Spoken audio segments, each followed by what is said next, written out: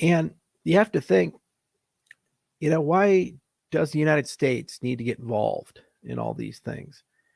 And where do we draw the line? There are dictators in Africa. There are dictators in Asia. There are dictatorships in South America. Some would argue the two-party duopoly in America constitutes kind of, sort of a dictatorship because we really don't have any democratic control over the big-ticket items. So why is the United States getting involved in all these things?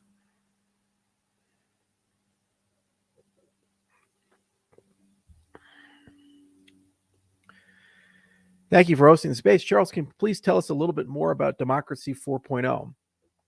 So Democracy 4.0 is kind of a term that Agalos came up with in a series of discussions about how do we build a better combination of decision systems, information aggregation systems, representation systems, so who has control in the system, and apply that in a way that tends towards a collection of criteria.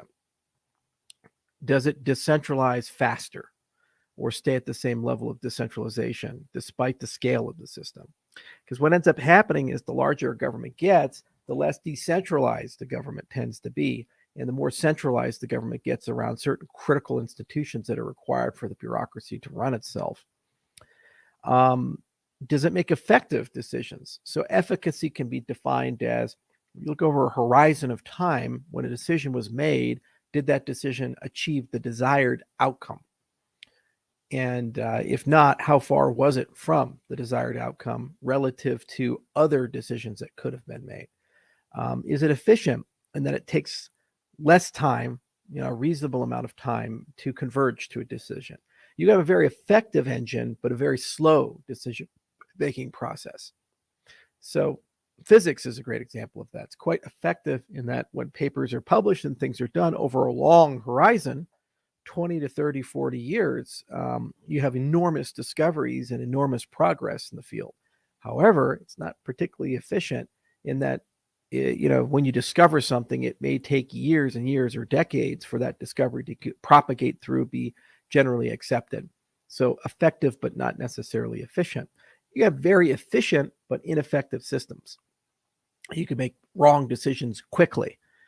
Medicine is quite like that. If you go, you're hospitalized, your doctor may misdiagnose you, but he's very efficient at misdiagnosing you and giving you medicine right there as soon as you get to the ER. So that's kind of problematic. So efficacy, efficiency, the inclusivity of the system, and the types of decisions the system can make, the types of decisions that the system can make with human input, without human input, taking the design of the system and putting that system on the blockchain itself. So the system is actually self-referential. It understands its own design. These are all examples of things that are kind of in the scope of the conversation of better governance systems, as well as more resources upon which to make decisions with. Right now, our principal resource of decision-making is your stake. So how much ADA do you have? And that's a really good starting point to bootstrap the system, because people are mostly aligned with the growth of the ecosystem if that's their decision-making over long term. But there's many, many problems with that. And it's okay to say there are problems with it. There's problems with proof of work. There's problems with proof of stake. So the next step is to go beyond that and say, can we have additional resources to counterbalance some of the problems that we have with the proof of stake system? And this is the scoping for that whole Democracy 4.0. And as we get to the second half of the year, after we're past a lot of this stuff, a formal proposal will come out and we'll have all the bells and whistles, and we're good for that.